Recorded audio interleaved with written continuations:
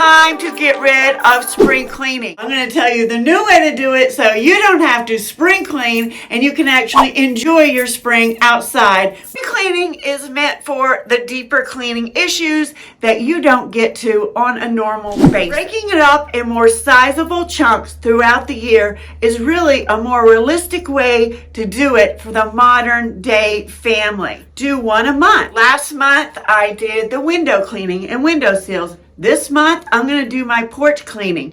And I think next month, I'm going to go through my closet because when spring and summer comes out, I change my wardrobe. There's my old wardrobe from last year that it's a good time to go through and weed out some of the older things because you know I bought some newer things for this season coming up. You know, if you agree with me, it's time for this tradition to say bye-bye and do a smarter, better way that fits in the modern day lifestyle. Although I love a clean home, I do not want to waste my time cleaning when I can be spending time outdoors or with my friends and family having fun. Life is too short. Do you agree? If you enjoyed this, I ask you to like and subscribe, ring the bell.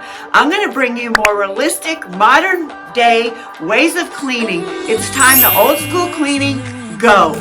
Thank you for watching.